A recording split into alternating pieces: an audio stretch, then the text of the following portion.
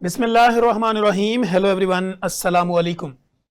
मैं हूं आपका host consultant medical specialist doctor Tanveer Arshad Chaudhry. आप देख रहे हैं program health special on special TV. सुनते कानों देखती आंखों को डॉक्टर तनवीर अरशद चौधरी का सलाम मोहब्बत। जैसे कि हमारी तमाम ऑडियंस जानती है कि हमने हमेशा करंट इशू को टाइटल करने की कोशिश की है। आज का जो हमारा प्रोग्राम होगा ये बिल्कुल इंटीक और यूनिक किस्म का होगा। इस पर हम बात करेंगे कि स्पाइनल सर्जरी का हमारे मेडिकल में क्या रोल होता है, मोहरों के जो मसाइल होते हैं, हड्डी जोड़ पट्टों के जो मसाइल होते हैं, इसको हम किस तरह अलग भी कर सकते हैं और इसकी स्पेशलिटी को समझ भी सकते हैं। अगर आपको स्पाइन से मुतल्लिका किसी भी तरह के कोई मसाइल होते हैं तो कौन सी ऐसी स्पेशलिटी है जो उसको ट्रीट करती है, उसको डायग्नोज कैसे किया जा सकता है, कॉम्प्लिकेशंस क्या हो सकती हैं, सर्जरी की एडवांसमेंट क्या है, उसकी लैब इन्वेस्टिगेशन क्या होती है, या इसके साथ हम अगर उसका एमआरआई है या बाकी चीज़ें सीटी स्कैन्स हैं उसकी कब कब ज़रूरत पड़ती है, और स्पाइनल सर्जरी के अंदर हमें किस तरह की एडवांस टेक्निक जो आज के दौर में मौजूद हैं और किस तरह हम ये देख सकते हैं कि ये डे केयर प्रोसीजर्स होता है, एडमिट करना पड़ता है, कितना कॉम्प्लिकेटेड होता है। इस सारे मौज़ूआत पर मुदल्लिल बेस्ड ऑन साइंस गुफ्तगू करने के लिए आज मैंने अपने स्टूडियो में जिस most popular, most famous, most experience शख्सियत को दावत दे रखी है, किसी तारफ़ के मोहताज नहीं है। मेरे साथ स्टूडियो में तशरीफ़ रखते हैं डॉक्टर मोहम्मद सदीक, जो कि कंसल्टेंट आर्थोपेडिक और स्पाइन सर्जरी के माहिर डॉक्टर हैं। इनके साथ हम गुफ्तगू करेंगे और कोशिश करेंगे कि हर वो सवालात जो आप लोगों के जहनों में है उसकी अक्कासी करते हुए हर सवाल को डिफरेंट एंगल्स के साथ सर के सामने रखेंगे ताकि आपकी ज़िंदगी में आसानियाँ पैदा करने की भरपूर कोशिश करें। सर, फर्स्ट ऑफ ऑल तो वेलकम टू द शो और थैंक यू सो मच कि आपने हमें टाइम दिया। जब कोई भी गेस्ट मेरे प्रोग्राम में होता है तो मेरा पहला सवाल उससे ये होता है कि we would like to know about your personality, your educational journey, कि आपने किस तरह, कितनी मुश्किलात के साथ, कितनी स्टडी पीरियड्स को किस तरह ग्रूम किया। मेरी बेसिकली जो स्कूलिंग थी वो डिस्ट्रिक्ट रहीम खान सर, उसके बाद फिर then I will join the Allama Iqbal medical college, sir, यहाँ से मैंने एमबीबीएस किया। आफ्टर दैट पोस्ट ग्रेजुएशन मैंने लाहौर जनरल हॉस्पिटल से की। सर, फिर उसके बाद मेरी स्पाइन की जो फर्स्ट फेलोशिप्स थी वो साउथ कोरिया पे, सर, वहाँ पे सियोल में Korean university and medical centre था वहाँ पे। फिर सेकंड मैंने ग्लोबल स्पाइन डिप्लोमा किया, ये बेसिकली यूएसए बेस्ड है। सर, फिर थर्ड मैंने की पीओए की, पाकिस्तान आर्थोपेडिक एसोसिएशन की एक स्पाइन फेलोशिप होती है 1 ईयर की, वो मैंने लाहौर जनरल हॉस्पिटल में की। सर, फिर फोर्थ मैंने फेलोशिप्स की एशिया पैसिफिक स्पाइन सोसाइटी के फोरम पे, वो again south Korea, Vietnam and Singapore. ठीक है। तो इन 3 कंट्रीज़ की यूनिवर्सिटी हॉस्पिटल में वो हमारा एक ट्रैवलिंग फेलोशिप थी, वो की। उसके बाद फिर proper Lahore general hospital, now days I am in Jinnah hospital Lahore. ठीक। सर, इसकी मोटिवेशन जो मेडिकल फील्ड में आने की ये आपको कैसे मिली और कहाँ से शुरू हुआ सफ़र? उसमें यह था कि सबसे पहले जब मैं आर्थो में आया तो उस वक्त सैचुरेशन बहुत ज़्यादा हो चुकी थी। ठीक है। तो आगे फ्यूचर का कुछ आइडिया नहीं हो रहा था, करना है क्या नहीं करना। तो जो एक फील्ड लैकिंग थी हमारे पाकिस्तान में वो स्पाइन थी। ठीक है। तो क्योंकि उस वक्त जब मैंने ये स्टार्ट किया था पाकिस्तान में स्पाइन की अलहदा फील्ड ही नहीं थी। ठीक है। कुछ आर्थो वाले, आर्थोपीडिक सर्जन वो स्पाइन कर रहे थे एंड कुछ न्यूरो सर्जन वो भी स्पाइन कर रहे थे, लेकिन ओवरऑल हमारी कम्युनिटी में था कि न्यूरो सर्जन जो हैं वो स्पाइन करते हैं, वही स्पाइन करते हैं। जबकि जो हैंडलिंग होती है जो बोन्स की, हाउ नो एनाटमी वगैरह, वो ज़्यादा जो है वो आर्थोपीडिक जो होते हैं वो उनको ज़्यादा आइडिया होता है as compare to neuro surgeon के। ठीक है। तो फिर मैंने ज्वाइन किया हमारे यहाँ एक डॉक्टर हॉस्पिटल में, उस वक्त हो रही थी एक एशिया पैसिफिक स्पाइन सोसाइटी के फोरम पे इंटरनेशनल वर्कशॉप हो रही थी। तो साउथ कोरिया के प्रोफेसर थे सियोंग वू सू, उन्होंने जब मुझे काम करते हुए देखा तो उन्होंने कहा चल मेरे साथ, ठीक तुझे मैं लेके चलता हूँ, ट्रेन करता हूँ ना। फिर वो मुझे लेके गए थे सियोल में, फिर ठीक है। मैंने उनके साथ काम किया 6 मंथ। ठीक है। फिर फर्स्ट मेरी फेलोशिप उनके पास थी साउथ कोरिया में। ठीक। सर, इस सारे सफ़र में कोई मुश्किलात, कोई फैमिली सपोर्टिव? फैमिली फैमिली ही है, फैमिली सपोर्ट के अलावा तो आप कुछ नहीं कर सकते। ऐसे ही। बाकी ये है कि ऑब्वियसली मेरे टीचर्स जिन्होंने मोटिवेट किया, जिन्होंने इसको एक इजी वे बनाया थोड़ा सा, हालांकि it's a difficult for me, sir लेकिन फिर भी वो आसान होता वो इजी हो गया। ठीक हो गया। अच्छा सर, अगर हम बात करें इसकी स्पाइन सर्जरी के ऊपर, जो कि हमारा टॉपिक है, एक आम आदमी अगर स्पाइन सर्जरी के क्राइटेरिया को समझे तो कैसे समझे?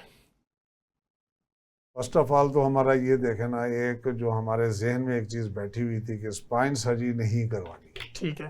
ठीक है, ठीक है, पहले कुछ इंसिडेंट्स होते होंगे, क्योंकि मैंने आपसे पहले अर्ज की थी कि पाकिस्तान में स्पाइन स्पेशलिटी अलग थी ही नहीं। ऐसे ही। ये अभी 4-5 ईयर्स से स्टार्ट हुई है। ऐसे ही। ठीक है, हम इंडिया से ऑलमोस्ट, वैसे मेडिकल फील्ड में हम 50 ईयर्स बैक है, ठीक है। स्पाइन में हम 70 ईयर्स बैक है। ठीक है। ठीक है, तो अब ये है कि अब स्टार्ट हुई है 4-5 ईयर्स। तो पहले यही होता था कि कहते हैं लोग, हमने खैर देखे तो नहीं है, कि भी चल के जाते हैं स्पाइन सर्जरी के बाद वापस चारपाई पे लेके आते हैं। ठीक है। लेकिन ऐसा मैंने अपनी लाइफ में 12 ईयर्स हो गए हैं, आज तक ऐसा कोई इंसिडेंस देखा नहीं है ठीक कि है। सर्जरी के बाद ये कॉम्प्लिकेशन हुई हो।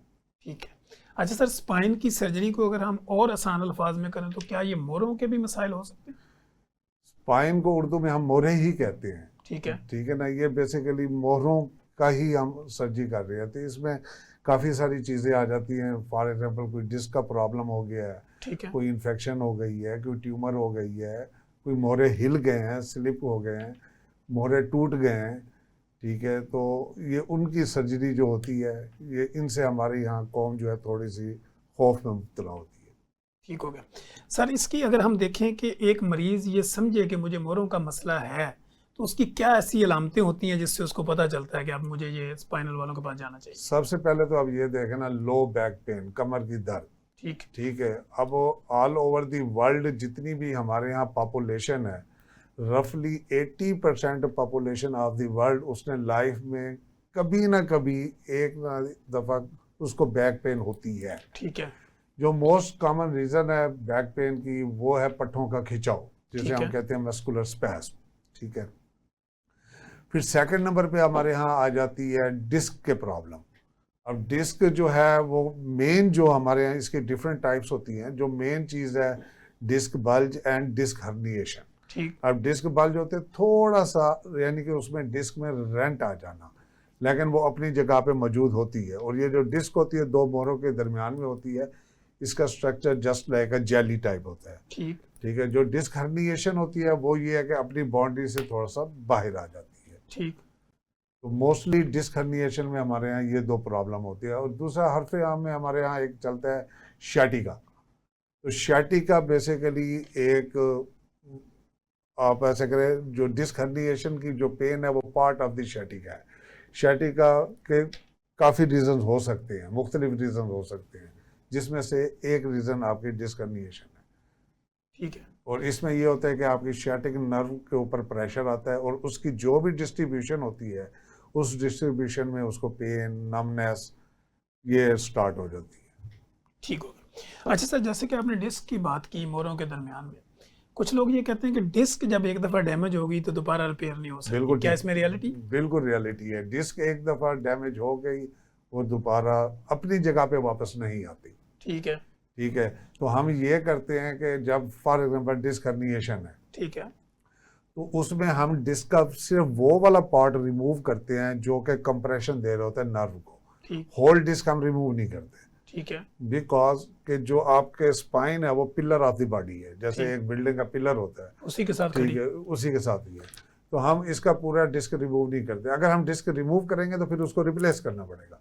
ठीक है। ठीक है, तो हमने सिर्फ वही पार्ट करना होता है जो डिस्क कंप्रेशन दे रही होती है, बाकी एज सच वही होता है। ठीक है।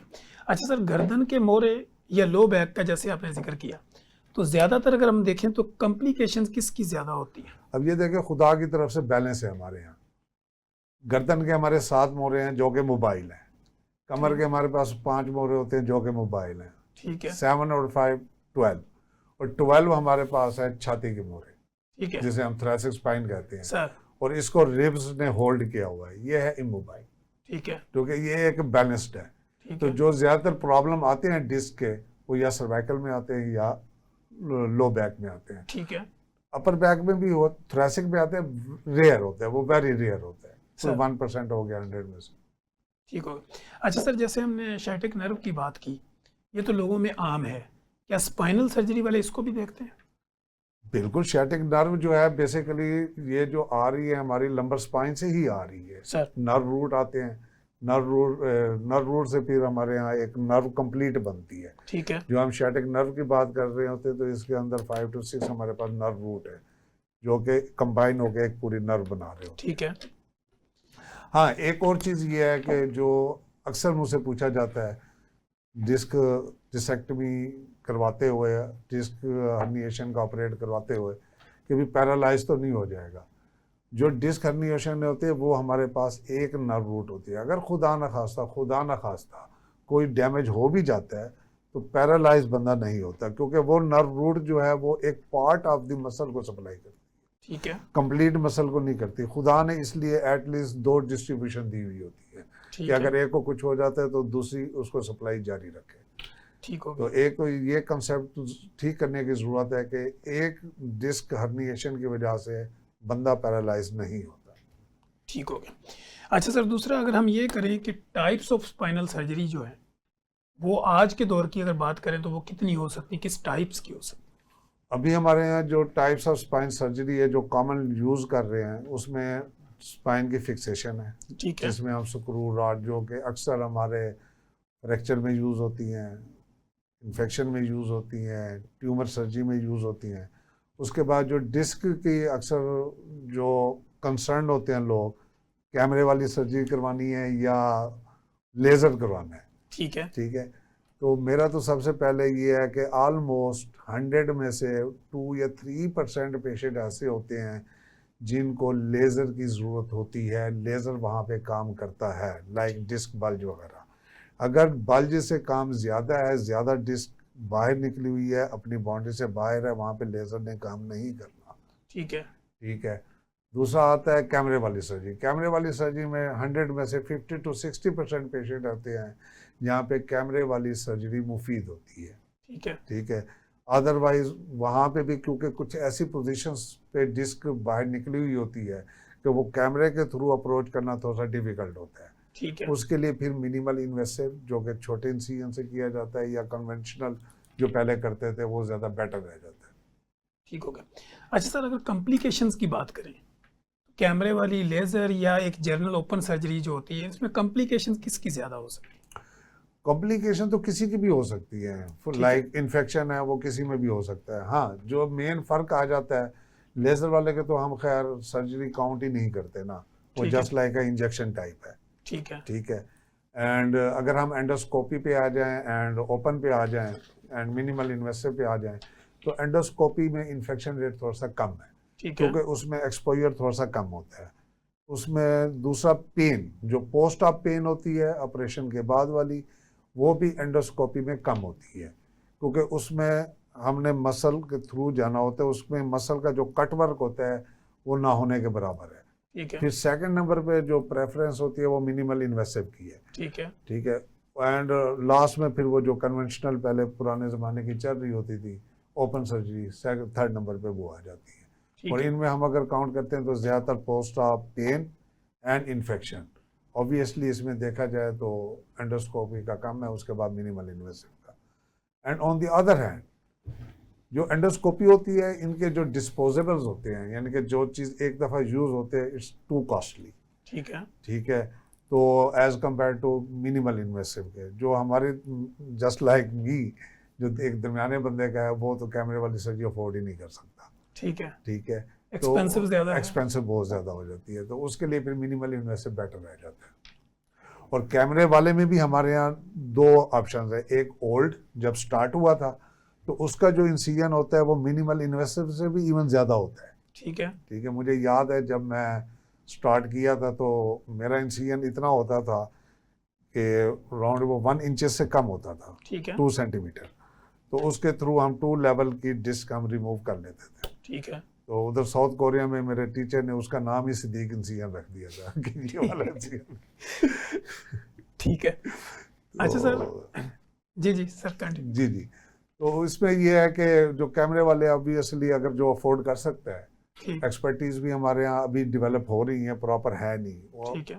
टू बी फ्रैंकली अगर मैं कहूँ कि पूरे पाकिस्तान में, ऑल ओवर पाकिस्तान, अगर प्रॉपर कोई है 2 या 3 सेटअप ऐसे हैं जहाँ पे प्रॉपर एंडोस्कोपी हो रही है, ठीक है। अदरवाइज ट्यूबुलर सिस्टम है वो यूज़ हो रहा है क्योंकि वो इकोनॉमिकल है, ठीक है, उसका भी इन्फेक्शन रेट कम ही है। ठीक that is the basic of the endoscopy, जो ट्यूबुलर सिस्टम है। ठीक ये है। आया, इसके बाद इवॉल्व मॉडिफिकेशन होती होती नाउ प्रॉपर एंडोस्कोपी यहाँ पे आ चुकी है।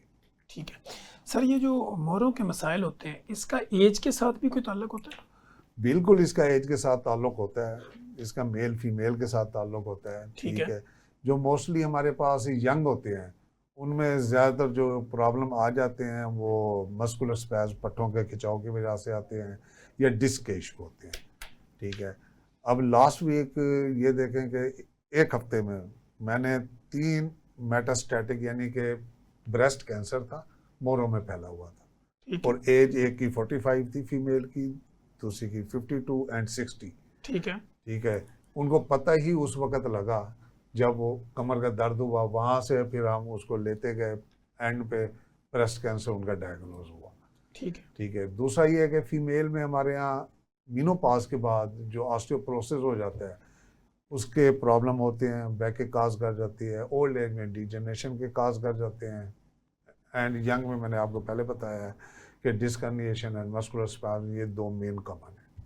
ठीक हो गया सर। जिस तरह ये कहा जाता है कि हड्डी का साइज बढ़ गया, या कुछ लोग ये कहते हैं कि इसकी नोकें बन गई, कुछ लोग ये कहते हैं ये हड्डी जो ना घिसना शुरू होगी, क्या मोरों में भी ऐसे होता है? बिल्कुल, मोरों में भी ऐसा होता है, क्योंकि उसमें ये होता है कि 2 मोरें हैं वो आपस में मिलना शुरू हो जाते हैं, ठीक है। यूनाइट, यूनियन उनकी शुरू हो जाती है, और ये ज़्यादातर उनमें होते हैं या तो कोई उनको ऑटो इम्यून डिजीज़ आ रही है, लाइक एंकोलोजिंग स्पॉन्डिलाइटिस आ रहा है, उनमें ये ज़्यादा इशू होता है। अगर ये चीज़ इशू नहीं आ रही ओल्ड एज में ये ज़्यादा प्रॉब्लम होता है, यंग है तो ऑटो इम्यून की तरफ आप देखेंगे। और दूसरा, जिनका लाइफस्टाइल सीडेंटरी है उनमें ये इशू ज़्यादा होते हैं। ठीक है। और फिजिकल एक्टिविटी इसमें हेल्प करती है? इसमें बिल्कुल, क्योंकि जब मूवमेंट हो रही होती है हड्डी कभी भी नहीं जुड़ेगी, ठीक है। ठीक है। जब भी कोई फ्रैक्चर होता है हमारा सबसे पहला काम ये होता है कि इमोबाइल दैट पोर्शन, इमोबाइल होगा तो यूनियन होगी, हड्डी जुड़ेगी, अगर इमोबाइल नहीं है तो मोबाइल में कभी भी हड्डी नहीं जुड़ती। ठीक हो तो गया। इसलिए जो सीडेंटरी लाइफस्टाइल वाले होते हैं उनमें ये थोड़ा सा इशू ज़्यादा आ जाता है। ठीक हो गया सर। असाबी कमजोरी के जो मरीज होते हैं, क्या उनको भी स्पाइन वालों की ज़रूरत पड़ती है? बिल्कुल पड़ जाती है, क्योंकि अगर उसको प्रॉब्लम आ रहा है, बैक का आ रहा है, पट्ठों का, तो ठीक है। उसमें लाजमी सी बात है इसमें ये इशू होता है। ठीक हो गया। और ये जो पट्ठों में ये जो बात हो रही थी हमारी खिंचाव या स्पैज्म की, ये मोस्टली ज़्यादातर होता है पोजिशनल, ठीक है।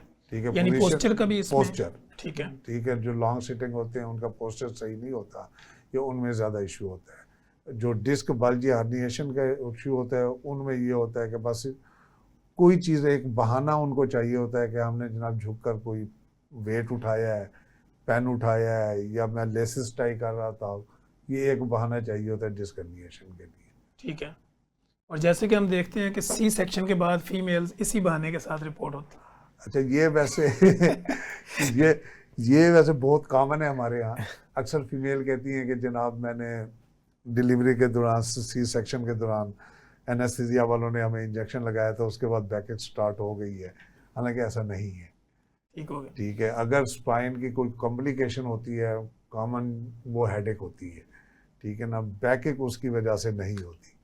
ठीक हो ठीक है। गया। अब ये देखें कि मेल अक्सर सर्जरी करवाते हैं, हर्निया करवाते हैं, या लेग की फ्रैक्चर हो गया उसको भी तो स्पाइनल इंजेक्शन लगता है, एनेस्थीसिया देते हैं, उनको क्यों नहीं होता? हाँ, वहाँ पे लो बैक पेन नहीं ठीक है ना, तो फीमेल को क्यों होता है? ठीक है। तो अक्सर ये जो प्रॉब्लम होती है फीमेल के अपने हार्मोनल प्रॉब्लम होते हैं, ठीक है। जैसे कि आप मीनोपॉज में देखें, एस्ट्रोजन और प्रोजेस्टेरॉन का लेवल कम हो जाता है, ठीक है। जो कि बोन की रिजॉर्प्शन जो होती है उसके ऊपर ये इफेक्ट करना होता है इसने। दूसरा, प्रेगनेंसी के दौरान आप ये देखें वेट गेन हो जाता है, सारा ऑल अपर बॉडी वेट जो है वो बैक के ऊपर आ जाता है, ठीक है। तो जब सी सेक्शन हो जाता है मोस्टली 90% तो हमारी पॉपुलेशन में वापस वो गेन नहीं आता, ठीक है। ठीक है। तो वो इस वजह से जो पट्टों का खिंचाव हो जाता है, उसके साथ अगर लो बैक पेन परसिस्ट कर रही है तो वो मस्कुलर है, वो एनेस्थीसिया वालों का कोई कसूर कोई नहीं। कसूर नहीं। ठीक है जी नाज़रीन, कहीं मत जाइएगा, हमारे साथ रहिएगा। यहीं पे वक्त हुआ एक ब्रेक का। ब्रेक के बाद जब हम आएंगे तो डॉक्टर मोहम्मद सदीक हमारे साथ मौजूद होंगे और हम कोशिश करेंगे कि हर वो सवालात जो बाकी है वो सर के सामने रखें, बेस्ड ऑन साइंस गुफ्तगू करके आप लोगों की ज़िंदगी में आसानी पैदा करने की भरपूर कोशिश करें। वेलकम बैक नाजरीन, आप देख रहे हैं हेल्थ स्पेशल प्रोग्राम और मैं डॉक्टर तनवीर अरशद चौधरी हूँ। और आज के हमारे जो गेस्ट हैं, स्पाइनल सर्जन हमारे साथ मौजूद हैं, डॉक्टर मोहम्मद सदीक। एक वसी तजर्बा लिए हुए, दुनिया की एडवांसमेंट पर मजबूत नज़र रखे हुए हमारे साथ स्टूडियो में मौजूद हैं। अच्छा सर, जैसे कि हम स्पाइनल की जब बात करते हैं तो लोगों को पहले, आपसे पहले गेस्ट के साथ मैं एक बात कर रहा था कि लोगों के माइंड में है कि जिगर खून बनाता है, तो वो कहते हैं नहीं, जिगर नहीं बनाता, ये हड्डियों के दरमियान में जो बोन मैरो होता है। तो स्पाइनल सर्जरी जब करते हैं, कहीं ऐसा तो नहीं होता कि वो बोन मैरो की कमी हो जाए और खून बनना ही बंद हो जाए? नहीं, ऐसा नहीं होता। क्योंकि लोगों के जहन में ये सवाल आ सकता है ना नहीं कि इस सर्जरी के दौरान ऐसा भी हो नहीं, सकता है। ऐसा नहीं। अच्छा सर, दूसरा ये है कि वजन की हम बात कर रहे थे, वजन का बढ़ना मोरों के मसाइल पैदा करता है? बिल्कुल करता है। अब एक चीज़ देखें कि आपको कमर है आपका, उसके ऊपर 40 kg है वेट और उसी के ऊपर 140 है। ठीक है, ठीक है, एक लिमिट होती है। ठीक है, तो जो हैवी वेट होते हैं, ओवर वेट होते हैं, उनमें ये प्रॉब्लम एज कम्पेयर टू ज़्यादा होते हैं एंड अर्ली स्टार्ट हो जाते हैं। ठीक तो है, वजन का कम करना भी आपको स्पाइन जैसे कॉम्प्लिकेशन से बचा सकता बहुत ज़्यादा होते हैं। है। ठीक है। और अच्छा, ये जो ओवर वेट होता है हमारा, ये आफ्टर मीनोपास, तो उसमें ये होता है कि वैसे ये ड्यू टू हार्मोनल चेंजेस के बाद वेट गेन होता ही है, तो उस वेट गेन के साथ डिजनरेशन जो है वो एक्सेलरेट हो जाती है, उसकी स्पीड थोड़ी सी बढ़ जाती है। ठीक हो गया। और सर, रीढ़ की हड्डी की अगर हम बात करें तो कोई बंदा ये चाहे कि मैं अपनी रीढ़ की हड्डी को मजबूत रखना चाहूँ तो वो क्या करे? उसके लिए ये है कि अपनी डाइट ठीक रखे एंड एक्सरसाइजेस ठीक है, एंड पोस्चर। पोस्चर ठीक रखें। बिल्कुल, पोस्चर। ठीक है सर, रीढ़ की हड्डी के जो मसाइल होते हैं वो आपकी नज़र में क्या क्या हो सकते हैं? रीढ़ की हड्डी, पहले हमने सेशन में बताया, ज़्यादातर जो हमारे यहाँ प्रॉब्लम है वो इन्फेक्शन, ट्यूमर, जो ओल्ड एज में और इसमें ज़्यादा होते हैं फीमेल में, एंड यंग एज में हमें पट्ठों का खिंचाव एंड डिस्क का इशू। जो मेन हम ओल्ड एज को हम करते हैं वो है ऑस्टियोपोरोसिस। ठीक है, जो हम इसको फोकस ही नहीं करते। ठीक है, अब 2 वीक्स अगो मेरे पास एक बाबा जी है, राउंड अबाउट कोई 70 ईयर्स थे, लो बैक पेन है। मैंने कहा क्यों? कहते हैं बस वो मेरी साली गिरी थी, मैंने और बीवी ने उसको उठाया, उठा के हमने बेड पे रखा, उसके बाद मुझे बैक स्टार्ट होगी। मैंने एक्सरे करवाया तो उसका एक मोरा फ्रैक्चर था। यानी कि कोई ट्रामा नहीं है, कोई गिरे नहीं है, सिर्फ उन्होंने उठाया है, वेट उठाया और वहाँ पे फ्रैक्चर हो गया। तो जब हमने एक्सरे पे देखा तो उनका सीवियर ऑस्टियोपोरोसिस था। ठीक है, तो हमें इस तरफ थोड़ा सा ओल्ड एज में, स्पेशली फीमेल का आफ्टर मीनोपॉज 50 के बाद एंड मेल का आफ्टर 60 के बाद, ये ऑस्टियोपोरोसिस की तरफ ध्यान देना चाहिए। डाइट एंड एक्सरसाइज को लाजमी ख्याल रखना चाहिए। ऑस्टियोपोरोसिस की सर मेन वजह क्या हो सकती है?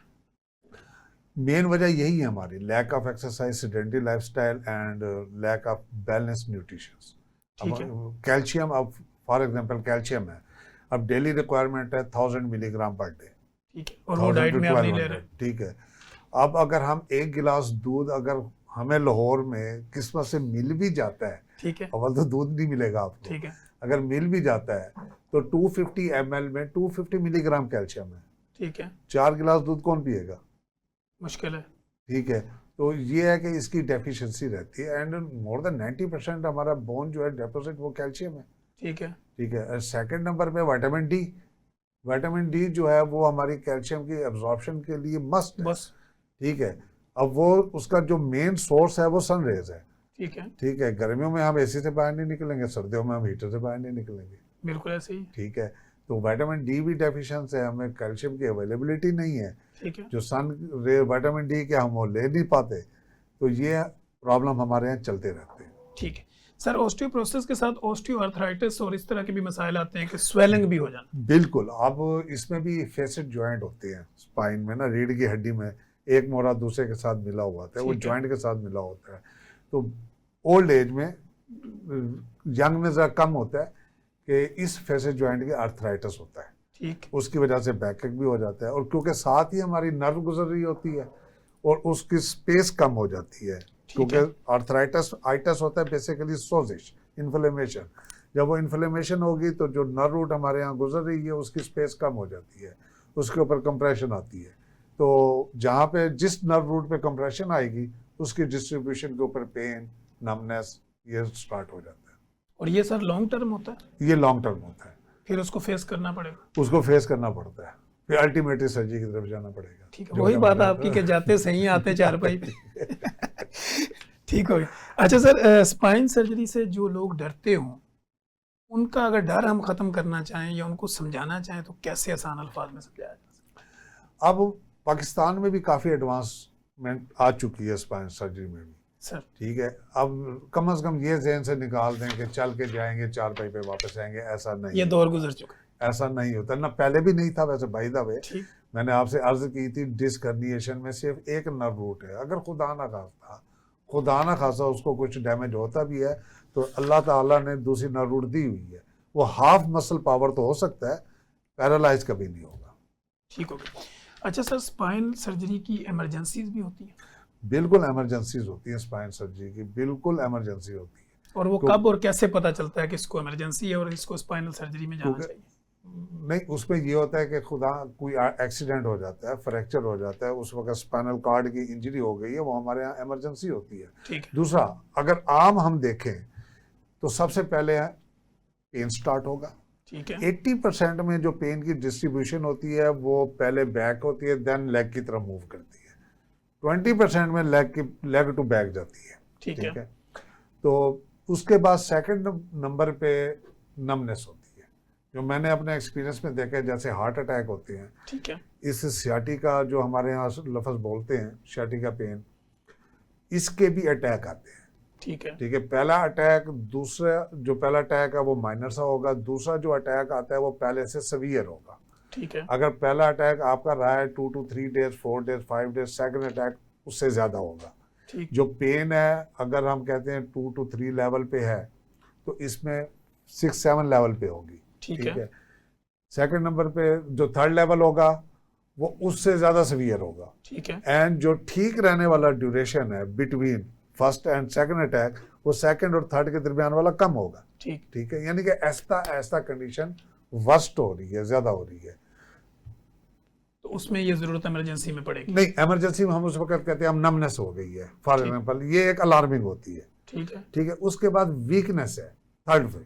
ठीक है। थर्ड स्टेज पे आ जाता है वीकनेस। जब वीकनेस होती है तो वो एक हमारे लिए इमरजेंसी होती है, हमें उसको विद इन आवर्स हमें सर्जरी करनी पड़ती है। अदरवाइज अगर हमने हफ्ता 2 हफ्ते डिले कर दी है तो वो वापस नहीं आती। और वीकनेस कैसे पता चलती है? लंगड़ापन आ जाता है अगर डिस्क हर्निएशन की वजह से है। ठीक है। वो खुद कहते हैं चाल में डिफरेंस हो गया। ठीक हो गया। सर, अगर स्पाइन सर्जरी का रिप्रोडक्टिव हेल्थ के साथ भी कोई कनेक्शन होता है इसका? रिप्रोडक्टिव हेल्थ के साथ बिल्कुल होता है। जैसे हमने पहले ही बात की है कि मीनोपॉज के बाद जो हमारे यहाँ हार्मोनल चेंजेस आती हैं, ठीक है, वो यंग एज में ज़रा कम होती है, मीनोपॉज के बाद ज़्यादा आ जाती है। ठीक। और मेल की अगर बात करें? नहीं, ऐसा सच नहीं, उसके अंदर कोई मेल के अंदर ऐसा इतना, क्योंकि वरना तो वो कहते हैं कि लो बैक पेन ही चलने दे। नहीं नहीं नहीं नहीं। ठीक हो गया।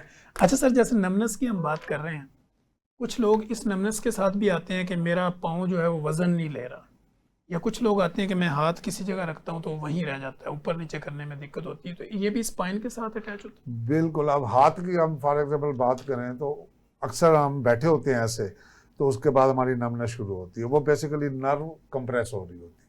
ठीक। जब भी नमनेस होती है तो नर्व कंप्रेस हो रही होती है। ठीक है। तो अगर ऐसे लेग की बात हो रही है तो वो भी जो नर्व कंप्रेस होगी उस डिस्ट्रीब्यूशन जो है वो नम होना शुरू हो जाएगी। कभी पाँव का सोल हो जाता है, कभी पाँव का फ्रंट हो जाता है, कभी बिग टो हो जाता है। तो वो ये डिफरेंट डिस्ट्रीब्यूशन है ऊपर से कि कौन सी लेवल की नर्व कंप्रेस हो रही है। ठीक है। अच्छा सर, जैसे कि मैं इसकी एग्जांपल ऐसे देता हूँ फॉर एग्जांपल कि कोई देर अगर आपके, वो अक्सर मुझसे पूछते हैं ना कि ये पाँव मेरा सुनना है, आप कह रहे हैं कमर में कंप्रेस हुई पड़ी है नर्व, तो मैं उन्हें ये कहता हूँ आप ये देखें, कोई आपकी गर्दन दबाता है, सबसे पहले आंखों के आगे अंधेरा आता है, कानों में सू सू सू, वो क्यों होता है? किसी ने ना आपके कानों को कुछ कहा है, ना आंखों को कुछ कहा है, ऐसे गर्दन दबाई है ना, वो बेसिकली इनकी सप्लाई यहाँ से जा रही होती है, ऐसे ही। आप उनको कंप्रेस करते हो तो ये आना शुरू हो जाते हैं। सेम इसी तरीके से फुट की, लेग की सप्लाई हमारी कमर से आ रही होती है, ऐसे जब ही। उधर कंप्रेशन होगा तो प्रॉब्लम उधर आना शुरू हो जाएगा। ठीक हो गया। अच्छा सर, जैसे अगर हम बात करें स्ट्रोक की, फालज की, ये हमारे मुल्क में बहुत बढ़ता चला जा रहा है, तो क्या इसकी भी कोई लिंक होता है स्पाइनल के साथ? नहीं, इसका बेसिकली लिंक होता है ब्रेन के साथ, डायरेक्टली ब्रेन के साथ? डायरेक्टली ब्रेन के साथ ही ठीक है, होता लेकिन अगर कोई है। हिस्सा उनका मूव करना छोड़ दे, जैसे बाजू है, लेग है, तो वो भी ब्रेन के साथ ही होगा? नहीं, अब उसमें हमें ये काज ढूंढनी पड़ती है कि इधर ये ब्रेन से इसकी काज आ रही है या सर्वाइकल स्पाइन से आ रही है, कहाँ से आ रही है, इसको हमने रूल आउट करना होता है, उसके बाद भी अकॉर्डिंगली ट्रीट करना होता है। ठीक है। इसी तरह सर हम राशा और पार्किंसन की बात करते हैं, ये भी ब्रेन के साथ इसका भी स्पाइन के साथ कोई स्पाइन के लिंक साथ नहीं इसका होता है। नहीं। ठीक हो गया। अच्छा सर, दूसरी हम ये देखते हैं कि ब्लड प्रेशर और शुगर, ये चूंकि बहुत ज़्यादा हमारी सोसाइटी में बढ़ता चला जा रहा है, क्या इनके साथ भी कोई एसोसिएटेड होती हैं स्पाइन की कुछ बीमारियां? ब्लड प्रेशर के साथ तो ऐसा नहीं होती, वैसे भी इसकी ब्लड प्रेशर की इटियोलॉजी अगर देखें, इसकी काज देखें तो ज़्यादातर कहते हैं ये आइडियोपैथिक है ना, ठीक है, मोर देन 80%।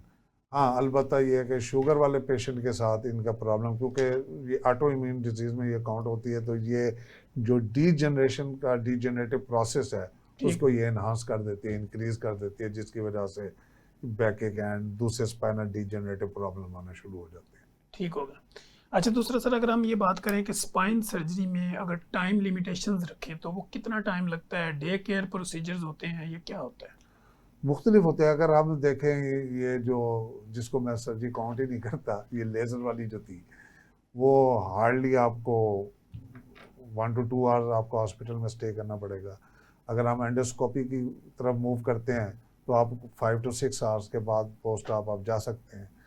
हाँ, अगर आप मिनिमल इन्वेसिव की तरफ हम बात करते हैं तो आप भी वो जा सकते हैं, सेम डे जा सकते हैं, जबकि ओपन की तरफ होते हैं तो वो 1 day 2 day, ये डिपेंड करता है कि सर्जरी कौन सी है। अगर फिक्सेशन है तो आइडियली उसको 2 to 3 days रहना चाहिए। हाँ, एक हम आजकल जो रीढ़ की हड्डी का टेढ़ापन होता है, मोस्टली इसमें आइडियोपैथिक मेरे पास आ रहे होते हैं, जो कि 8-10 साल की एज में कोई नोटिस करता है कि भी इसका कमर टेढ़ी है, चल ठीक नहीं रहा, शोल्डर ऊपर नीचे हैं, ठीक है। जब हम उनकी सर्जरी करते हैं तो मिनिमम हम उन्हें 2 to 3 days हॉस्पिटल में स्टे करवाते हैं।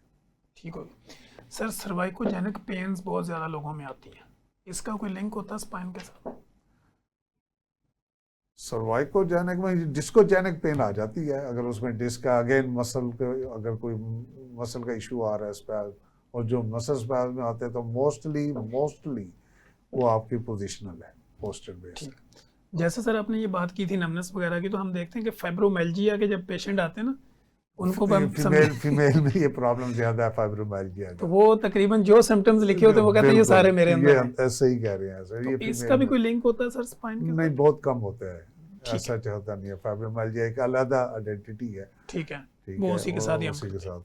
अच्छा सर, अब हम बात करते हैं कि अगर हमें स्पाइनल कोई सर्जरी करनी है, उसके लिए इन्वेस्टिगेशन जब हम करते हैं तो उसमें कौन कौन से टेस्ट और क्या क्या चीज़ें हमें रिक्वायर होती हैं?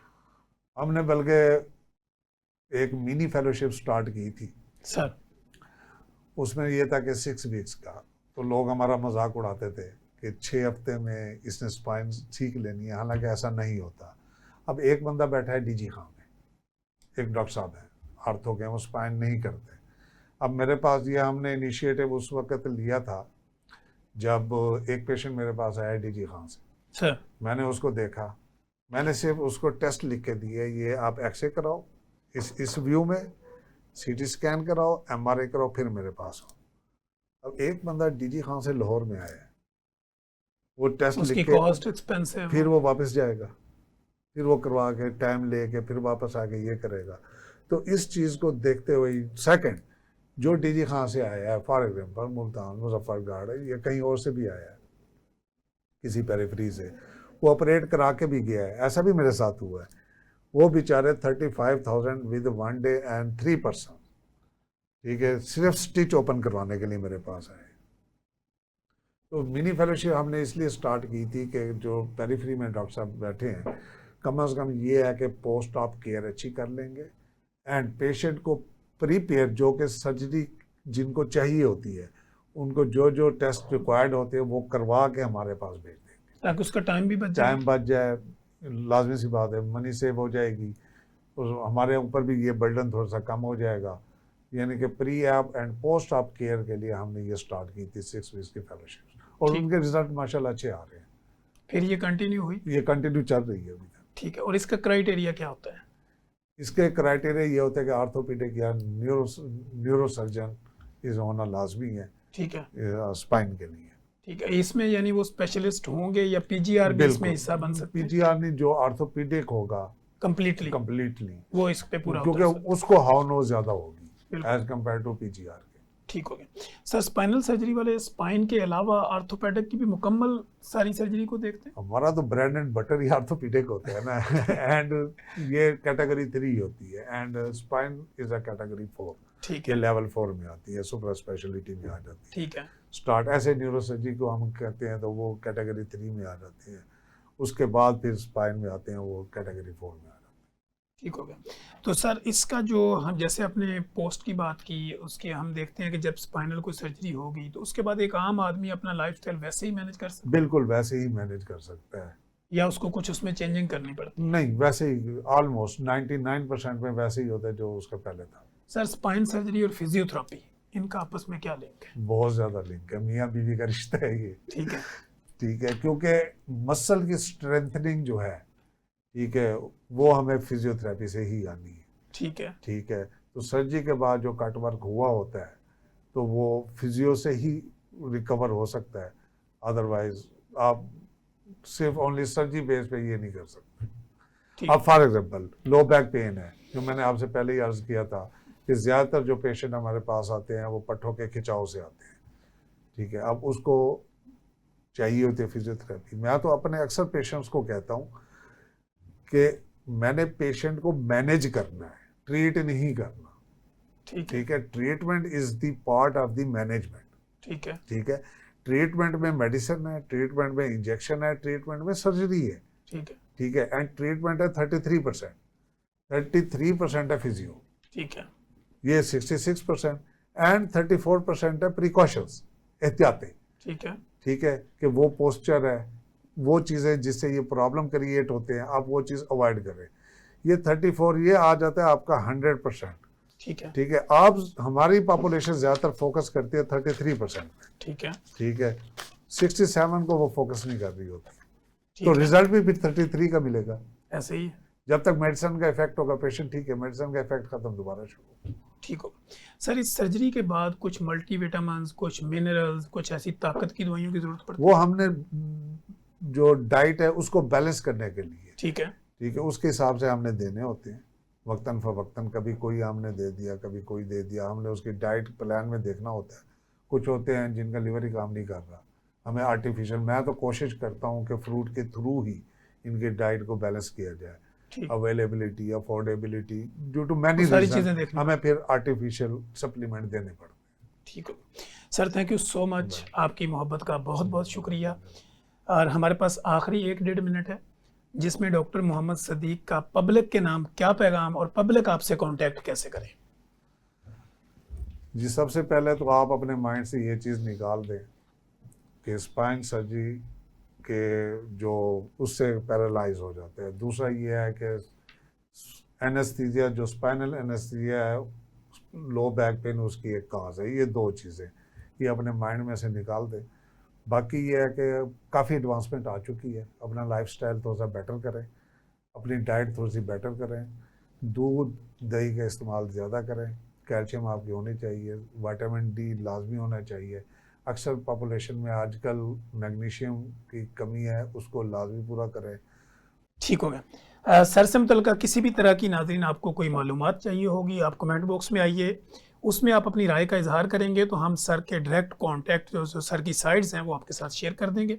अगर आपको हमारा ये प्रोग्राम अच्छा लगता है तो आप कमेंट बॉक्स में आइए, नेगेटिव लिखें या पॉजिटिव लिखें, लेकिन ज़रूर लिखें। जब आप लिखते हैं हमारी रीच बढ़ती है, हमें अपनी इस्लाह का मौका मिलता है और हम अपने अगले प्रोग्राम में आपके उठाए गए सवालात को अपने प्रोग्राम का हिस्सा बनाते हैं और अपने एक्सपर्ट की ज़ुबानी आपकी ज़िंदगी में आसानी पैदा करने की भरपूर कोशिश करते हैं। मुझे डॉक्टर मोहम्मद सदीक और मेरी प्रोडक्शन टीम को इजाज़त दीजिए। हम दोबारा एक नए गेस्ट के साथ एक नई यूनिक और इंटीक टॉपिक के साथ दोबारा हाजिर होंगे। तब तक के लिए इजाज़त दीजिए। अल्लाह ने निगहबान।